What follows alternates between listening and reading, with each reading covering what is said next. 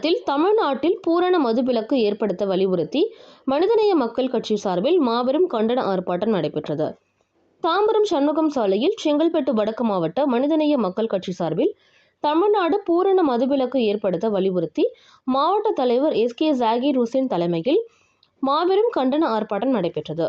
ஆர்ப்பாட்டத்தில் சிறப்பு அழைப்பாளர்களாக தமிழ்நாடு அரசு சார்ஜ் கமிட்டி தலைவர் மணப்பாறை சட்டமன்ற உறுப்பினருமான அப்துல் சமது எம்எல்ஏ, மாநில துணை பொதுச் செயலாளரும் தாம்பரம் மாநகராட்சி மாமன்ற உறுப்பினருமான தாம்பரம் எம்.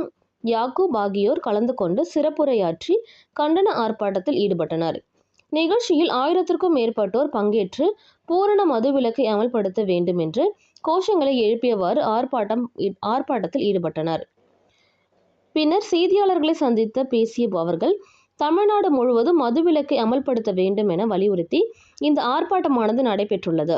கள்ளக்குறிச்சியில் விஷசாராய மரணம் 65ஆக உயர்ந்துள்ளது. அனாதைகளாக்கப்பட்ட குழந்தைகளும் கல்வி உதவி, 10 லட்சம் உதவி என பல உதவிகளும் தமிழக அரசு செய்து வருகிறது. இவை அனைத்தும் மனிதநேய மக்கள் கட்சி வரவேற்றாலும் இதற்கான நிதியை அரசு கஜானாவில் இருந்து எடுக்காமல், இதற்கான காரணம் அதிகாரிகளான அவர்கள் காவல்துறை அதிகாரிகளாக இருந்தாலும் சரி, அவர்களின் சம்பளம் பணத்தில் இருந்து இந்த நிதி உதவிகளை மக்கள் நிவாரணமாக வழங்கி இருக்க வேண்டும் என மனிதநேய மக்கள் கட்சி வலியுறுத்துகிறது.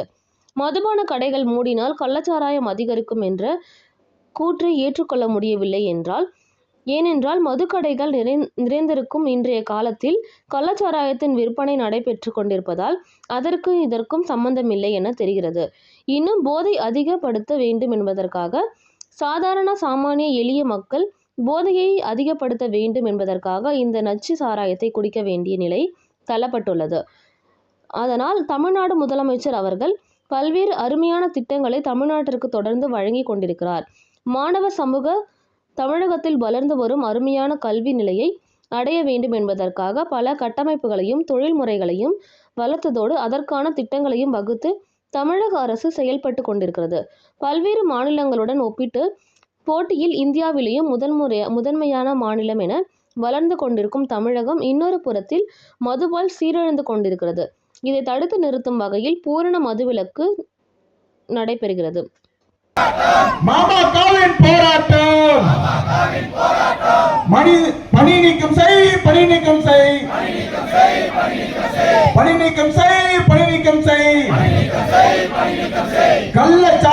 முழு மதுவிலக்கை நடைமுறைப்படுத்த வேண்டும் என்ற கோரிக்கையை வலியுறுத்தி தமிழகம் முழுவதும் மனிதநேய மக்கள் கட்சியின் சார்பில் இன்றைய தினம் ஆர்ப்பாட்டங்கள் நடைபெற்றிருக்கிறது.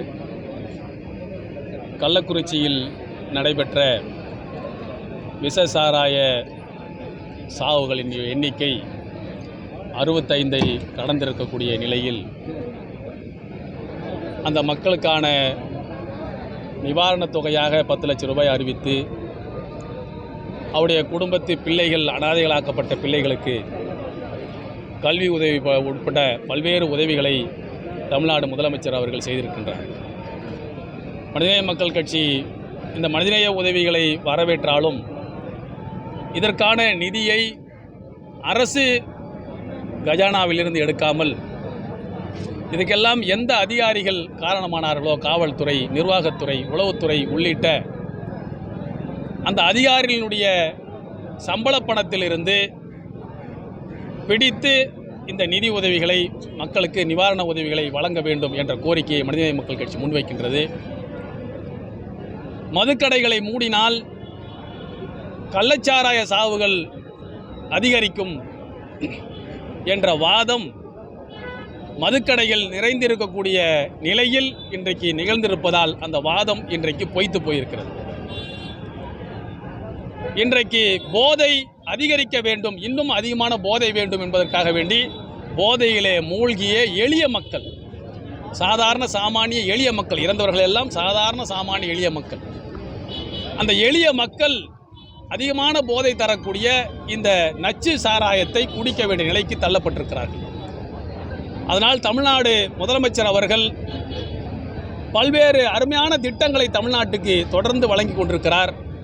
மாணவ சமூகம் தமிழகத்தில் வளர்ந்து ஒரு அருமையான கல்வி நிலையை பெற வேண்டும் என்பதற்காக வேண்டி கல்வித்துறையை, மருத்துவ கட்டமைப்பை, தொழில்துறைகளை வளர்த்து எடுப்பதற்காக பல்வேறு அருமையான திட்டங்களை வழங்கி கொண்டிருக்கக்கூடிய நிலையில் பல்வேறு மாநிலங்களோடு இன்றைக்கு போட்டி போட்டு இந்தியாவிலேயே முதன்மையான மாநிலம் என்று சொல்லத்தக்க வகையில் வளரக்கூடிய தமிழ்நாடு இன்னொரு புறத்தில் மதுவால் சீரழியக்கூடிய இந்த அநியாயத்தை தடுத்து நிறுத்தும் முகமாக மாண்புமிகு முதலமைச்சர் அவர்கள் பூரண மதுவிலக்கை நடைமுறைப்படுத்த வேண்டும் என்ற கோரிக்கையை மனிதநேய மக்கள் கட்சி முன்வைக்கின்றது.